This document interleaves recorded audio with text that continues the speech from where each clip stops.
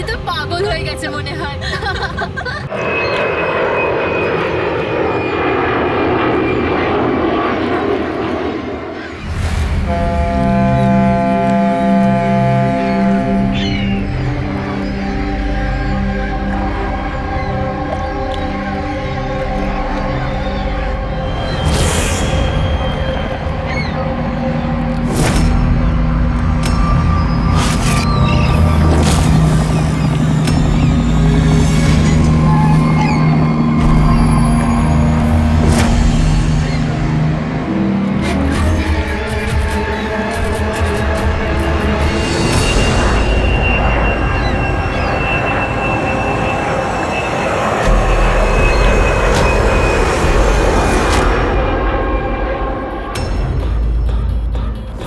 বেঁচে গেছে, এসে গেছে। এবার এই প্লেনটা পড়বে।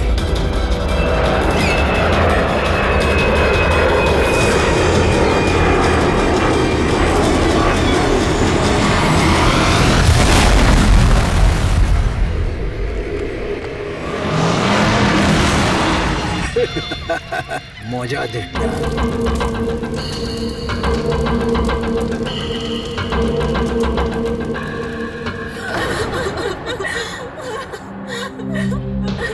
তো প্লেনে আপনাদের তিনজনের হাজবেন্ড ছাড়া শুধু পাইলট ছিল?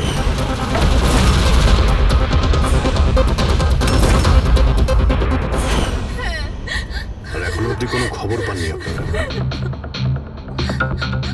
দেখুন, অথরিটিকে পুরো জিজ্ঞাসাবাদ করেছি, আর ওরা বলেছে যে প্লেনে কোনো টেকনিক্যাল প্রবলেম ছিল না। তাহলে আপনাদের এরকম কেন মনে হচ্ছে যে ওটা অ্যাক্সিডেন্ট ছিল না, ওটা প্লেন ক্র্যাশ ছিল না, বরং কেউ জেনে শুনে ওদেরকে খুন করেছে? ওনাকে অনেকদিন ধরে কেউ ফোন করে হুমকি দিচ্ছিল। দেখুন, আপনাদের হাজবেন্ড তো নামি দামি বিল্ডার্স, তাই হুমকি দেওয়া ফোন তো আপনাদের আসতেই পারে, তাই না? কিন্তু এক্স্যাক্টলি কি হয়েছিল বলুন তো আপনারা? হ্যাঁ, ওরা তিনজন সুরাট যাচ্ছিল কোনো জমি কিনতে, কিন্তু কিছু বিল্ডার্স ছিল যারা চাইতো না এই ডিলটা হোক। হ্যাঁ স্যার, কোটি টাকার ডিল ছিল। নিশ্চয়ই এই কাজ ওদের মধ্যে কারোর হবে। আচ্ছা, হুমকি দিয়ে কেউ ফোন করলো আর আপনারা পুলিশের কাছে কেন রিপোর্ট করেননি? স্যার, আমরা পুলিশের কাছে যেতে চেয়েছিলাম, তো আমাদের হাজবেন্ডরা আমাদের বাধা দিল। হ্যালো, কে বলছেন? খবরদার, যদি ওই সুরাটের জমিটার ব্যাপারে ভেবেওছো তুমি, বুঝেছো? হুমকি দিচ্ছেন? হুমকি দিচ্ছেন আমাকে? হুমকি ভাবো তুমি। কাল সকাল 11টার সময় তোমার জীবনের শেষ নিঃশ্বাস নেবে তুমি। আপনার যা করার করে নিন, এই ডিল তো আমি করেই ছাড়বো। প্লেন ক্র্যাশও ঠিক 11টার সময় হয়েছিল স্যার। 11টা বেঁচে গেছে। এবার এই প্লেনটা পড়বে।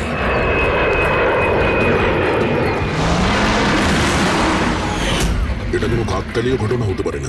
আপনি বলুন স্যার, যে একটা জমির টুকরো কারোর জীবনের থেকে বড় হতে পারে কি? দেখুন, আমি আপনাদের প্রমিস করছি, যারা এই কাজটা করেছে তাদেরকে আমরা শাস্তি দিয়েই ছাড়ব।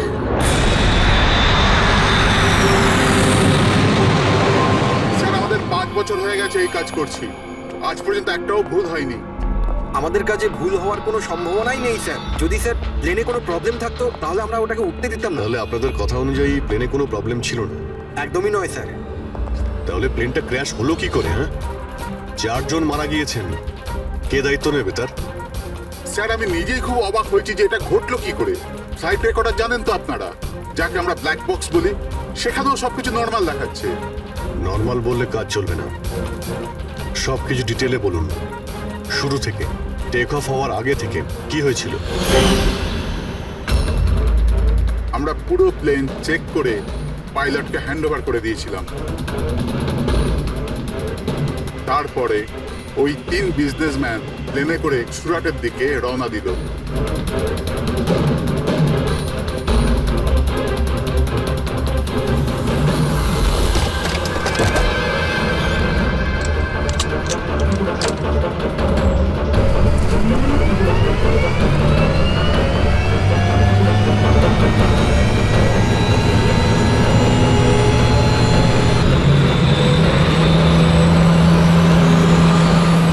স্যার আমরা টেক অফের পারমিশন রেডিওর ফ্রিকোয়েন্সি থেকে পাই মেন টাওয়ার থেকে।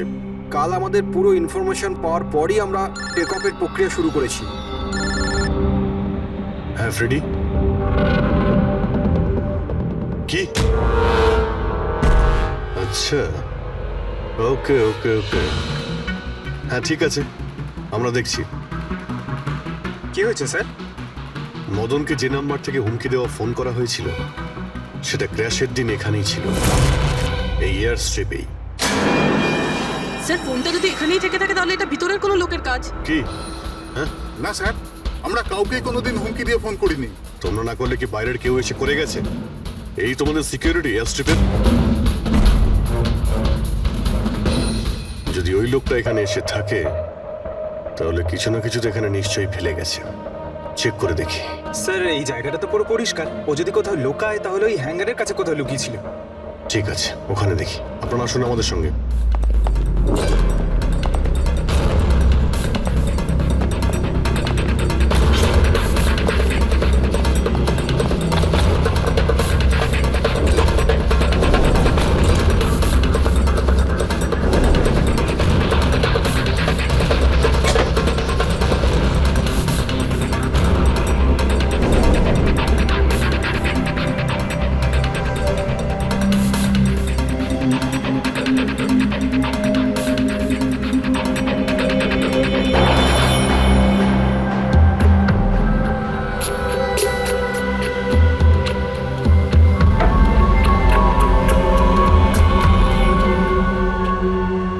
স্যার স্যার একটা ভাঙা ফোন পেয়েছি। স্যার আমার মনে হয় হুমকি দেওয়ার জন্য এই ফোনটাই ব্যবহার করেছিলেন। হতে পারে ইউজ করে ভেঙে দিয়েছে। রেখে দাও, কিছু প্রমাণ তো নিশ্চয়ই পাওয়া যাবে।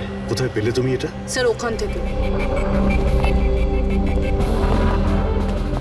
স্যার এখানে।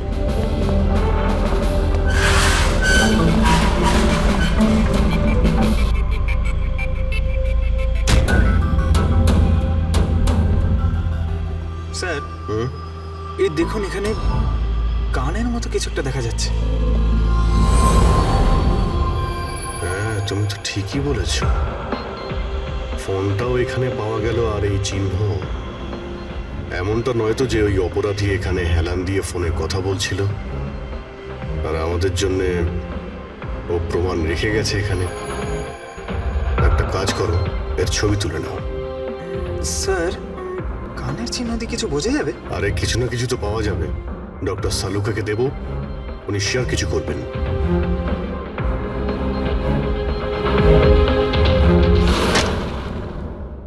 স্যার দুটো লাশ পাওয়া গেছে, অঙ্কুর আর মদনের। অঙ্গদ আর মদন। আচ্ছা সুমিত আর ওই প্লেনের পাইলট? খুন চলছে স্যার, এখনো কোনো খবর পাওয়া যায়নি। আপনারা প্লিজ কাঁদবেন না, একটু শান্ত হন। দেখুন, আমি আপনাদের কথা দিচ্ছি, আপনাদের স্বামীকে যারা খুন করেছে তারা আমাদের হাত থেকে বাঁচতে পারবে না। স্যার, হ্যাঁ, স্যার এই ফোনটা পেয়ে গেছি যে ফোন থেকে হুমকি দেওয়া ফোনটা করা হয়েছিল, কিন্তু কিন্তু স্যার আমরা ওখানে পৌঁছানোর আগেই খুনি এই ফোনটা ভেঙে দিয়েছে যাতে আমরা ওর অব্দি পৌঁছতে না পারি। স্যার আমরা জানি এটা কে করেছে। চেনেন আপনারা কে কে খুন করেছে? রণদীপ আর শশী। রণদীপ আর শশী কারা? হ্যাঁ, স্যার এই দুজন বিল্ডার্স, এরা চাইতো না যে আমাদের তিনজনের স্বামী এই ডিলটা করুক। জানতাম, আমরা জানতাম যে এই ঘটনার পুরো দোষ আমাদের ঘাড়েই চাপানো হবে। আপনাদের পরিচয়? স্যার এরাই দুজন হলো সেই খুনি, রণদীপ আর শশী।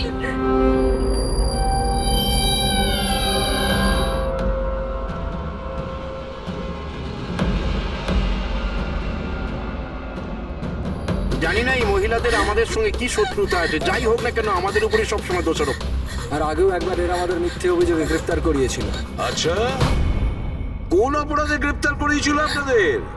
আমাদেরও একটু বলুন।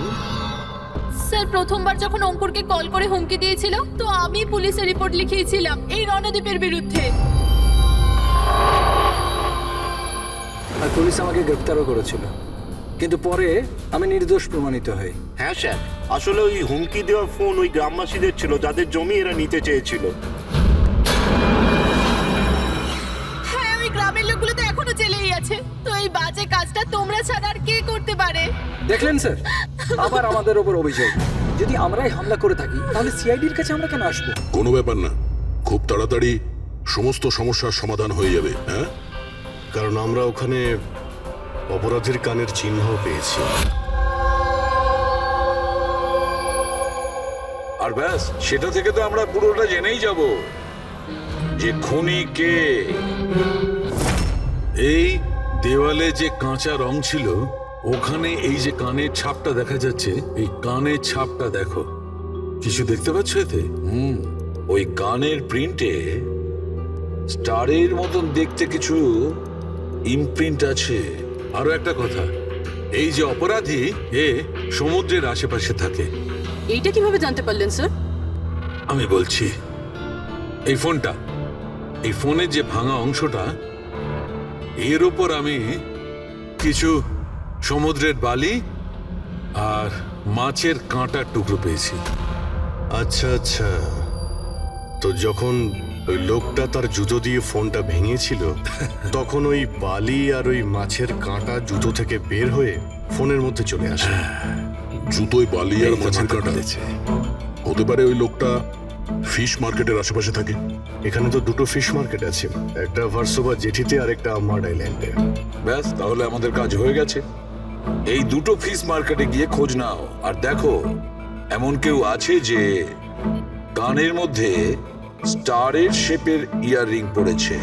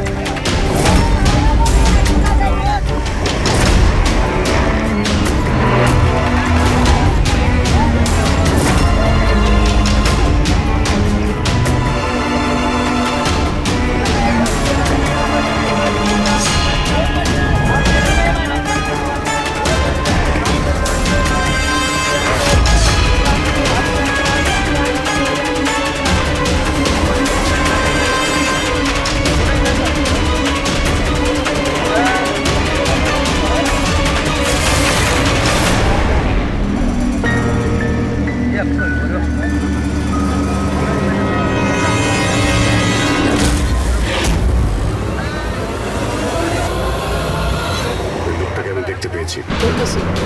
সবাই চলে এসো।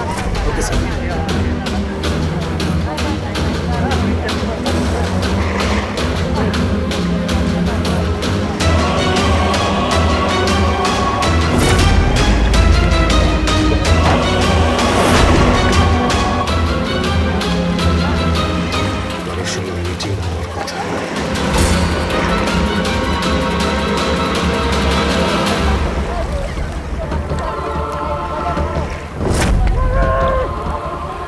এই লোকটা কে চিনতে পারছি না তো।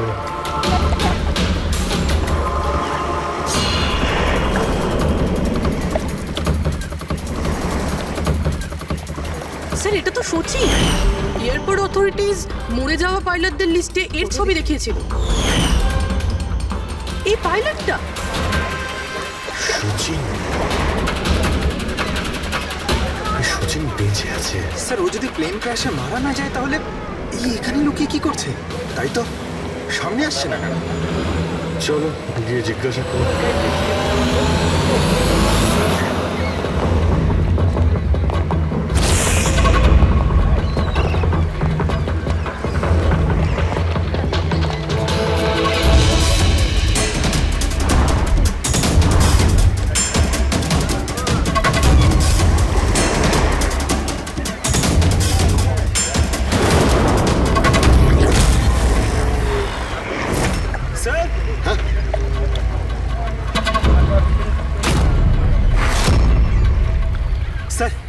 এ তো মারা গেছে। মারা গেছে। ওই দেখুন স্যার, সচিন পালাচ্ছে।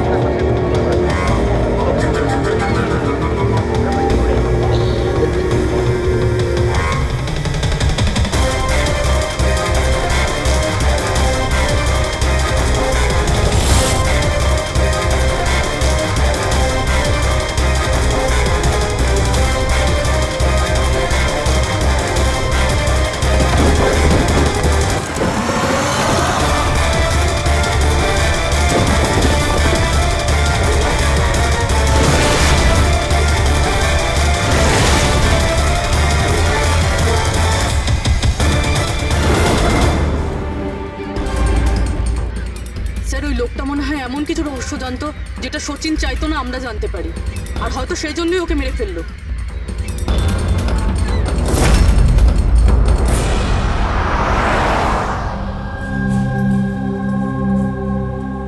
স্যার,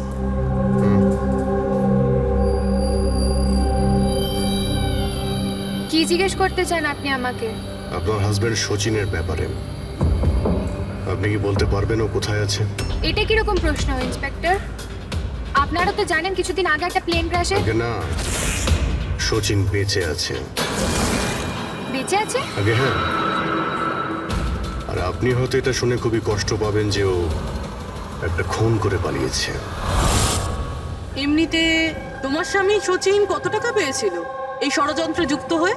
টাকা? টাকা পাইনি। টাকা যদি পেয়ে থাকতো তাহলে আমি কফি শপে কাজ করতাম না। আর এমনিতেও আমাদের রিলেশন ঠিক চলছিল না। আপনাদের মধ্যে বনিবনা হচ্ছিল না? কি বলতে চাইছেন, মানে জিজ্ঞেস করতে পারি কি প্রবলেম ছিল? দীপ্তি নামের একটা মেয়ে আছে, এয়ার হোস্টেস। অনেকবার বলতো যে তোর সাথে ডিভোর্স নিয়ে ওর সাথে থাকতে চাই। কোথায় থাকে ও? সিঙ্গাপুর। সিঙ্গাপুর? কি সচিন বেঁচে আছে? এ হতে পারে না স্যার। আমরা নিজের চোখে ওকে প্লেনে উঠতে দেখেছিলাম। স্যার, এত বড় দুর্ঘটনায় ওর বেঁচে থাকার কোনো সম্ভাবনাই নেই স্যার। আর ও যদি প্লেন থেকে প্যারাশুট নিয়ে লাফ দেয় তাহলে? না স্যার, যদি প্যারাশুট নিয়ে লাফ দিত তাহলে কেউ না কেউ তো নিশ্চয়ই দেখতে পেত। আমরা কিছু মিস করে যাচ্ছি না তো? কি একটু আগে তুমি কি বললে? কি মিস করেছো? না না স্যার, কিছু না। তোমাদের অ্যাপিয়ারেন্স বলছে যে তোমরা কিছু লুকোচ্ছ, তাই তো? কি ব্যাপার বলো, বলো তাড়াতাড়ি। সরি স্যার, আমরা ওই ছোট একটা ভুল করে ফেলেছিলাম। কিরকম ভুল? স্যার, যখন প্লেন টেক অফ করেছিল আমরা ওখানে ছিলামই না। আপনারা এত বড় ভুল কি করে করতে পারেন? হ্যাঁ স্যার, ওই প্লেন যখন রানওয়েতে দৌড়চ্ছিল স্যার, কিছু বিস্ফোরণ হলো স্যার। কিরকম বিস্ফোরণ? স্যার, কেউ একজন চকলেট বোম ফাটিয়েছিল, তো আমরা ওইটাই দেখতে গিয়েছিলাম যে কোথাও কিছু হয়নি তো। আরে এটা তো চকলেট বোম। আর স্যার, যখন আমরা ফিরে এলাম তখন দেখলাম যে প্লেন উড়ে গেছিল স্যার। এটা ওই দাড়িওয়ালারই কাজ হবে স্যার। ওদের কনসেন্ট্রেশন নষ্ট করার জন্য। হ্যাঁ, কিন্তু অভিজিৎ, কেন? কিসের মোটিভ থাকতে পারে ওদের কনসেন্ট্রেশন ব্রেক করার জন্য? কিছু না কিছু তো গোলমাল আছে অভিজিৎ। আচ্ছা, যখন বোমটা ব্লাস্ট হয় তখন প্লেনটা বায়ুস্তরের কোন জায়গা ছিল? ওখানে গিয়ে দেখো। আসুন স্যার, চলো দেখো। আসুন।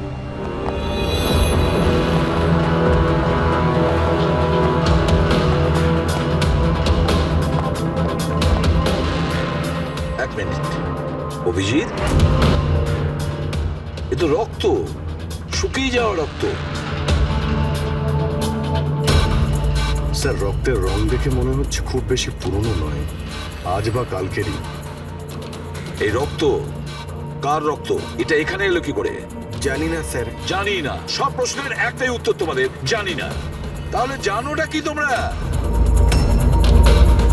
স্যার, এয়ার স্ট্রিপের রক্ত মানে কিছু না কিছু হয়েছিল এখানে। এটা তো পরিষ্কার, কিন্তু কি হতে পারে? আর এই রক্ত, এটা কার রক্ত?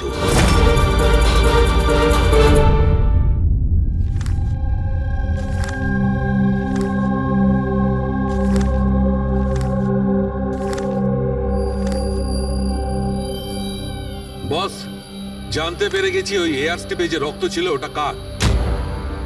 কার ছিল? এর পাইলট সচিনের।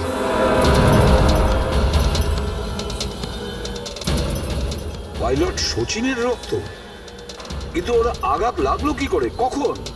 স্যার যখন আমরা ওকে জেটিতে দেখেছিলাম তখনও একটা স্লিং ব্যান্ডেজ পড়েছিল, আর ওর হাতে ব্যান্ডেজও বাঁধা ছিল। কিন্তু ইঞ্জিনিয়ার আমাদের এটা বললো যখন সচিন টেক অফের জন্য যাচ্ছিল একদমই ঠিকঠাক ছিল, ওর হাতে কোনো রকম ব্যান্ডেজই ছিল না। এটার একটাই মানে দাঁড়ায় অভিজিৎ, সচিনের আঘাত এয়ার স্ট্রিপের সময়ই হয়েছে। প্লেনটা টেক অফ হওয়ার আগেই সচিন এয়ার স্ট্রিপে পড়ে যায় আর ওর তখনই আঘাতটা লাগে। ঠিক এইরকমই হয়ে থাকবে বস, কারণ এই জন্যে সচিন প্লেন ক্র্যাশে মারা যায়নি, কারণ সচিন প্লেনে ছিলই না। কিন্তু ডক্টর সালুকে কেউ তাহলে সচিনকে প্লেন থেকে লাফাতে দেখেনি কেন? আরে দাঁড়িয়েওয়ালা ওখানে বাজি ফাটিয়েছিল না ওদের সরানোর জন্য। এগুলো সব সচিন আর ওই লোকটার প্ল্যান ছিল।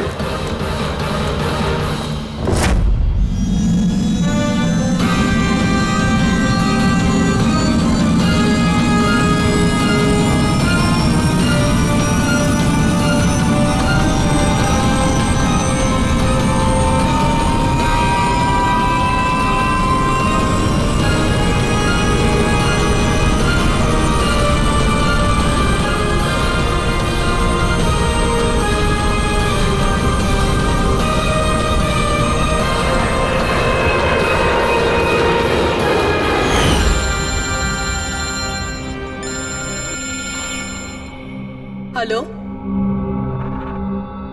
ওকে, থ্যাংক ইউ স্যার।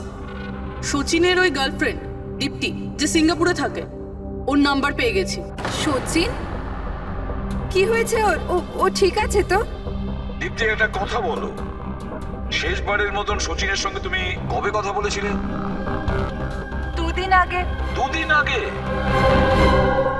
কিন্তু সচিনের ওয়াইফ তো আমাদের বলেছে তোমাদের দুজনের সম্পর্ক ভেঙে গেছে। না, হয়তো ওর বউকে এটা বলেনি যে ও আমার সাথে মিট করতে সিঙ্গাপুরে আসছে। আচ্ছা, সচিনের কবে আসার কথা সিঙ্গাপুরে? 1 সপ্তাহ বাদে।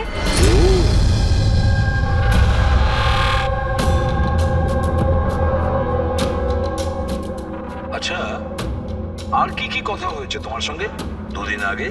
ও বলছিল যে ও অনেক টাকা পেতে চলেছে আর তারপরে আমরা দুজনে নতুন জীবন শুরু করতে পারি।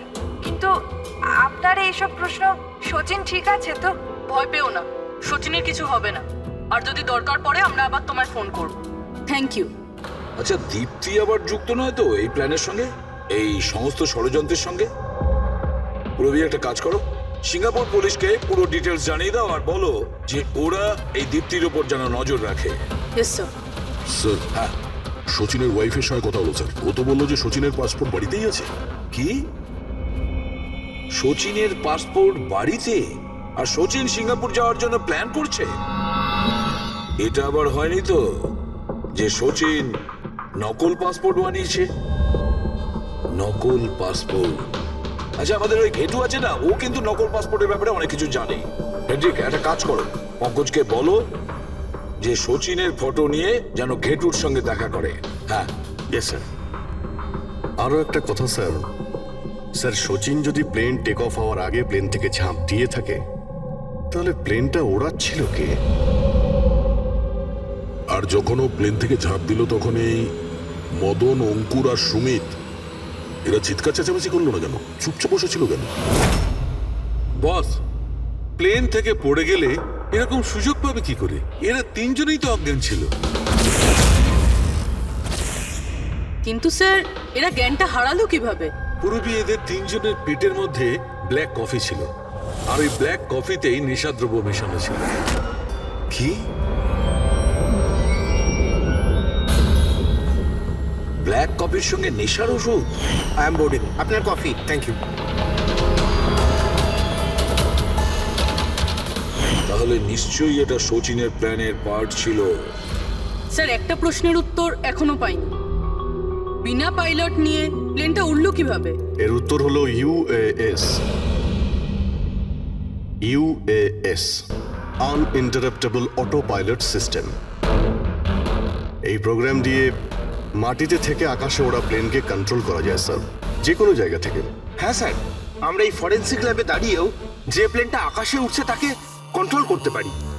এই প্রোগ্রামটা এই জন্যই বানানো হয় যে আকাশে ওড়ার সময় প্লেনে যদি কোনো ইমার্জেন্সি হয় বা কোনোভাবে প্লেন হাইজ্যাকও হয়ে যায়, তাহলে তার কন্ট্রোল যেন নিচে থাকা লোকেদের হাতে থাকে। তার মানে প্লেনের ককপিটের কন্ট্রোল তার হাতে থাকবে যার হাতে রিমোট আছে। হ্যাঁ স্যার, আর যার কাছে রিমোট কন্ট্রোলটা ছিল সেই প্লেনটা ক্র্যাশ করিয়েছে সমুদ্রে। রিমোট কন্ট্রোলের লোক খুনি। এক কফিতে নেশার ওষুধ। যদি একবার আমরা জানতে পারি না যে ওই ব্ল্যাক কফিতে নেশার ওষুধ কে মিশিয়েছিল আর কে খাইয়েছিল, তাহলে বুঝে নাও রিমোট কন্ট্রোলের খুনির কাছেও আমরা পৌঁছে যাব। Remote control. Black coffee? Sir, Madan তো ব্ল্যাক কফি খেতেন না, ওনার হাই ব্লাড প্রেশার ছিল। আর স্যার, আমিও তো সুমিতকে কোনো ব্ল্যাক কফি দিইনি, কারণ ও যখন বাড়ি থেকে বেরিয়েছিল তখন আমিও বাড়ি ছিলাম না। দেখুন, আমরা ওই তিনজনের পেট থেকেই ব্ল্যাক কফি পেয়েছি, যে সেই নেশার ওষুধ মিশিয়েছিল। আর আপনারা বলছেন যে আপনারা কেউ নিজেদের স্বামীকে ব্ল্যাক কফি খাওয়াননি। হতে পারে অন্য কেউ ওনাদের ব্ল্যাক কফি খাইয়েছিল, বা হতে পারে বাইরে যেখানে গিয়েছিল সেখানে খেয়েছিল। কোথাও গিয়েছিল কি? হ্যাঁ স্যার, ওকে আমাদের ড্রাইভার এয়ারপোর্টে ছাড়তে গেছিল। তাহলে হতে পারে যে ও বাইরে কোথাও কফি খেয়েছে, তাহলে ড্রাইভার জানতে পারে। রবি, ওকে একবার ডাকুন তো, কোথায় আছে ও? স্যার, যবে এই ঘটনা ঘটেছে তবে থেকে ও কাজে আসছে না, ও আমার ফোনও তুলছে না। তার মানে অভিজিৎ, এই রবি কাল থেকে উধাও।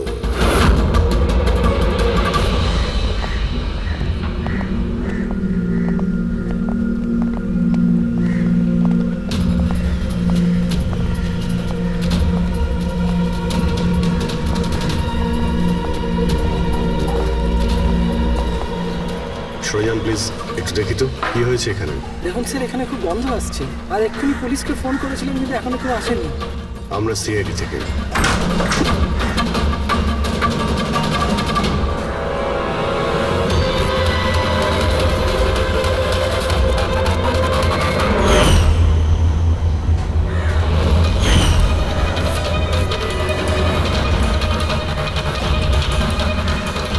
স্যার, আরও একটা খুন।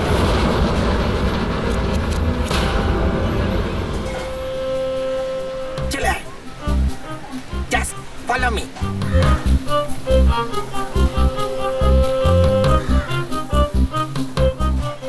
পঙ্কজ, চুপচাপ আমার পেছন পেছন চলতে থাকবি যতক্ষণ আমি এখানে আছি। তোর ঘাবড়ানোর কোনো দরকার নেই।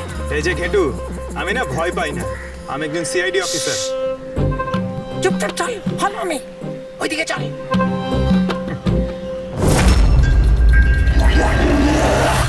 চলে আয়, পঙ্কজ।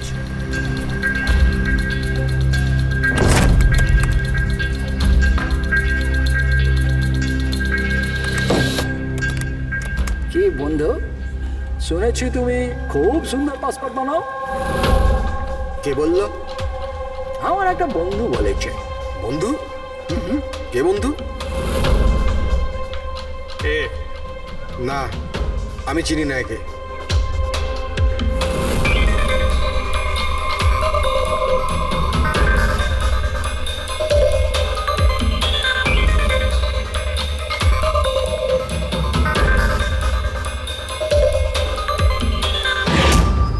এ তোমার বন্ধু? তোমার কোনো সন্দেহ আছে? খুব ভালো করে চিনি আমি একে। এর পাসপোর্টও রেডি হয়ে পড়ে আছে আমার কাছে। আরে বাহ, তাহলে তো আমারও পাসপোর্ট হয়ে যাবে, তাই না? হয়ে যাবে, কিন্তু দুটো পেটি লাগবে। আরে দেবো তো 2 পেটি, বলো না কি চাই। আম চাই না 2 পেটি আপেল চাই, বলো কি চাই। এ শালা, 2 পেটি মানে 2 লাখ। 2 লাখ? 2 লাখ? চল, এটা বল, তোর নাম কি লিখবো পাসপোর্টে? Sub inspector Pankaj, CID.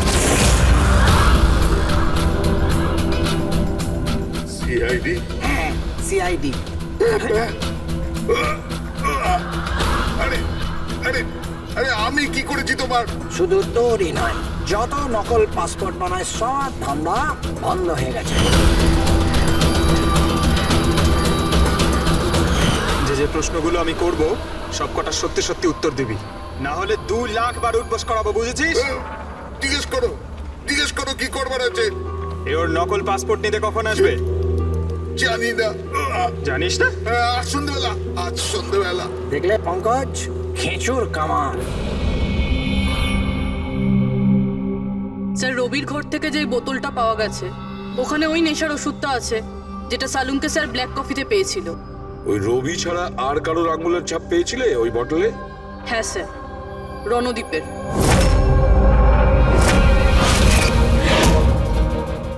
Randeep, এই রণদীপ বিউরোতে এসে চেঁচিয়ে নিজেকে নির্দোষ প্রমাণিত করতে চাইছিল না? প্রথমে রবিকে ব্যবহার করে খুন করানোর জন্য, তারপর রবিকেই মেরে ফেলে। স্যার, আমি রণদীপকে অনেকবার ফোনে ট্রাই করেছি কিন্তু ওর ফোন বন্ধ আসছে। একবার এই সুচিরকে যদি আমরা পাই না, ওই আমাদের পৌঁছে দেবে রণদ্বীপের কাছে। সন্ধেবেলায় তো আসছে নিজের নকল পাসপোর্ট নেওয়ার জন্য।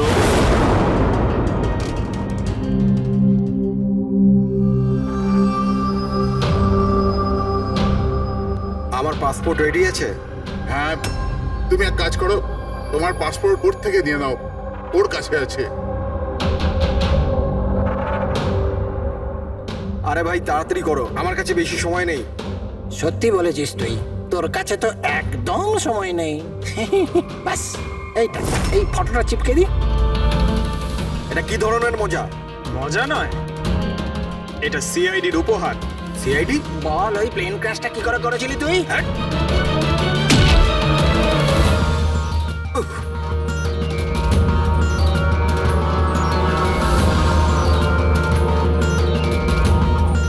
সিআইডি থেকে পালিয়ে টেক অফ করা এত সহজ নয়। এমার্জেন্সি ল্যান্ডিং করতে হয় অপরাধীদের। টাকার লোভে আমি অন্ধ হয়ে গিয়েছিলাম। এই কাজের জন্য আমার 50 লাখ টাকা দেওয়া হয়েছিল, কিন্তু আমি জানতাম না যে স্যার ওরা মারা যাবে। তোকে টাকা কে দিয়েছিল সেটা বল। স্যার আমি জানি না স্যার, আমি শুধু একবার কথা বলেছিলাম ওর সাথে। পঙ্কজ, ইন্টারনেটে ভালো করে দেখো এই রণদ্বীপের কোনো ইন্টারভিউ পাওয়া যায় কিনা। স্যার পেয়ে গেছি। আমি আমার সাফল্যের সব কৃতিত্ব আমার কঠোর পরিশ্রম আর না হারা মনোভাবকে দেব। এই পৃথিবীতে কোনো কিছুই অসম্ভব। আমি কোথায় ছিলাম আর কোথায় এসে পৌঁছেছি। স্যার এটা ওনারই আওয়াজ স্যার, আই এম শিওর এটা ওনারই। গলার স্বর রণদ্বীপের আর ওই শিশিতে আঙুলের ছাপ রণদ্বীপের। রণদ্বীপ?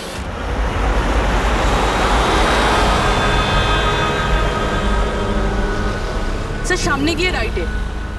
স্যার এই রণদ্বীপের ফোন তো অফ বলছে, ওর লোকেশন কি করে ট্র্যাক করব? আরে ফোন বন্ধ তো কি হয়েছে পঙ্কজ, ওর ভিডিওটায় মনে আছে? ওই ভিডিওটার মধ্যে ওর হাতে একটা ব্রেসলেট পড়েছিল। আমি ওই ইন্টারভিউ দ্বিতীয়বার চেক করেছি। কিন্তু স্যার ব্রেসলেট দিয়ে লোকেশন কি করে ট্র্যাক করব? পঙ্কজ, ওটা কোনো অর্ডিনারি ব্রেসলেট নয়। ওই ব্রেসলেটে জিপিএস ট্র্যাকিং লাগানো আছে। আর এরকম ব্রেসলেট বেশিরভাগ টাইপ 1 ডায়াবেটিসের লোকেরাই পরে। ব্রেসলেটে জিপিএস থাকে স্যার? হ্যাঁ, তার কারণ হলো যে ওর শরীর যদি কোনো সময় খারাপ হয়ে যায় বা ওর মাথা ঘুরে যায়, তাহলে ওর পরিবারের লোকেরা জিপিএস এর সাহায্যকে সহজেই ট্র্যাক করতে পারবে। কিন্তু স্যার এই জিপিএস বলছে রণদ্বীপ কুন্ডু বাড়িতে আছে।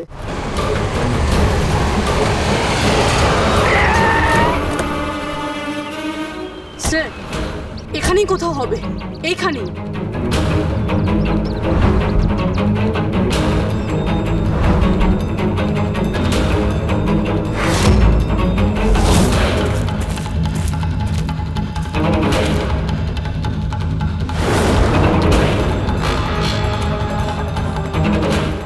এইদিকে স্যার।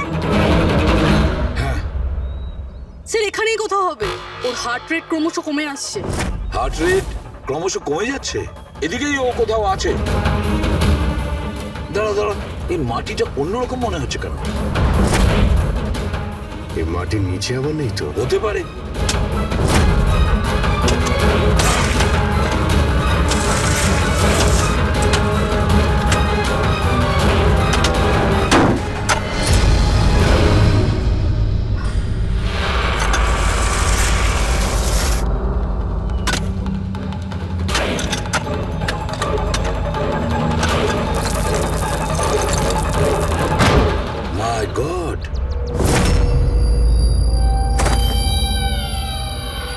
বেঁচে আছে? স্যার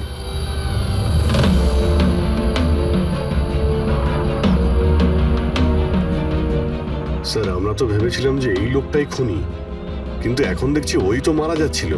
স্যার আমার মনে হয় না রবির খুন রণদীপ করেছে বলে, কারণ ব্যুরো থেকে বেরোনোর পরে ওর ব্রেসলেটের লোকেশন এখানটাই ছিল, ও অন্য কোথাও যায়নি। তার মানে যে সচিনকে টাকা দিয়েছিল সে রণদীপ ছিল না, অন্য কেউ ছিল। কিন্তু স্যার ভয়েস তো ওরই ছিল, গলার আওয়াজ তো ওরই ছিল। পুরোবি আওয়াজ চেঞ্জ করে কথা বলা কোনো ব্যাপার না। আর আজকাল স্যার এমন এমন মোবাইলের অ্যাপ এসছে যার সাহায্যে যে কেউ যে কোনো আওয়াজে কথা বলতে পারে। কিন্তু কে কে সে যে রণদীপকে ফাঁসানোর চেষ্টা করেছিল? সে কে ছিল যে কিনা নিজের ভয়েস চেঞ্জ করার অ্যাপ ইউজ করেছিল?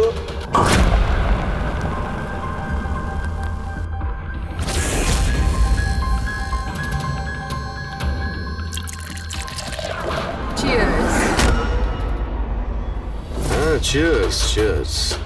আসুন আসুন। আসুন। অভিনন্দন আপনাকে। অভিনন্দন? কিসের জন্য? ওই অ্যাপের জন্য। ওই অ্যাপ যেটা আপনাদের কোম্পানি বানিয়েছে, যেটা দিয়ে যে কোনো মানুষ তার নিজের ভয়েস চেঞ্জ করতে পারে। মানে? হ্যাঁ, একবার শুনবেন? তোমাকে তোমার অপরাধের জন্য এবার জেলে যেতে হবে। তোমার অপরাধের জন্য এবার জেলে যেতে হবে। এটা কি ধরনের মজা? এটা মজা নয়। এই ডিভাইস দিয়েই তুমি রণদীপকে ফাঁসানোর চেষ্টা করেছিলে, তাই না? পুরবি, অ্যারেস্ট করো একে। চলুন ম্যাডাম।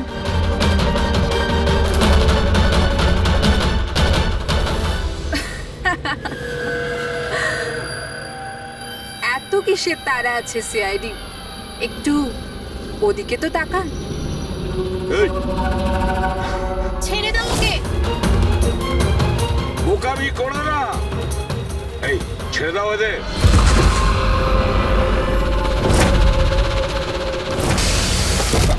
মাই গড, তাড়াতাড়ি ওঠো।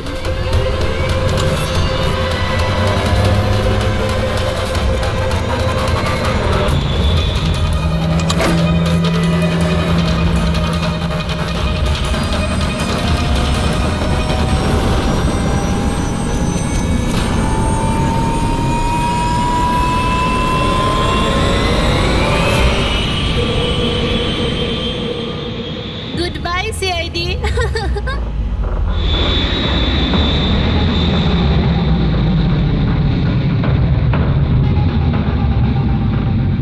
ওয়েল ডান গার্লস, আজ পর্যন্ত বড় বড় অপরাধী যেটা করতে পারেনি সেটা আমরা করে দেখিয়েছি। সিআইডি তো পাগল হয়ে গেছে মনে হয়। আরে ওসব তো ঠিক আছে, কিন্তু আমরা যাব কোথায়? অরিজিনাল প্ল্যান তো আমরা ভেস্তে ফেলেছি। ভেবে দেখি, কোনো না কোনো রাস্তা তো পেয়েই যাব।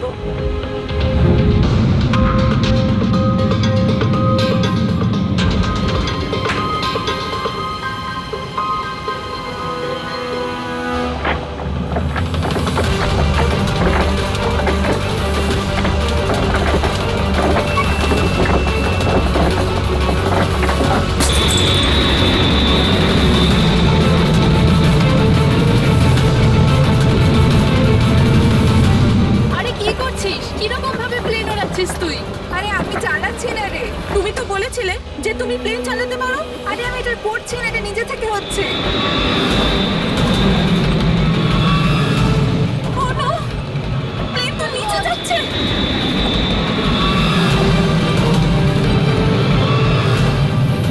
মনে হচ্ছে আমাদের ইউএস টেকনোলজি কেউ জানতে পেরে গেছে নাকি? কিন্তু কি করে?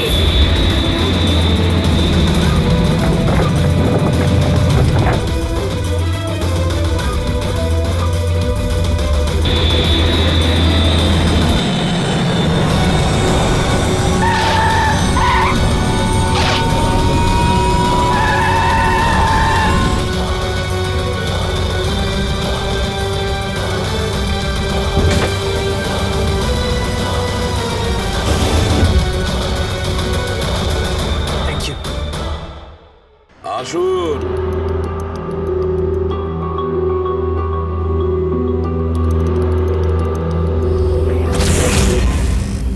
যে দেশে মহিলারা স্বামীর দীর্ঘ জীবনের জন্য ব্রত রাখেন, সেখানে আপনারা তিনজন মিলে আপনাদের স্বামীদের খুন করে দিলেন? নিশ্চয়ই কোনো উপযুক্ত কারণ ছিল এর। হ্যাঁ, কারণ ছিল। আমাদের হাজবেন্ডরাও ধোয়া তুলসী পাতা ছিল না। হ্যাঁ, লোকেদের কাছে তো এমন দেখাতো যে ওরা আমাদের খুব ভালোবাসে, কিন্তু বাড়িতে কিছু অন্য গল্প হতো। না আমরা কোনো ভালোবাসা পেলাম, আর না কোনো সম্মান। অঙ্কুর তো কতবার রিয়ার উপর হাতও তুলেছিল, হসপিটালে ভর্তি হতে হয়েছিল ওকে। এইসব থেকে বিরক্ত হয়ে আমরা আমাদের স্বামীদের কল করে হুমকি দিচ্ছিলাম, আর ভাবলাম সুযোগ ভালো আছে, তাই আমরা ওদের মেরে ফেললাম।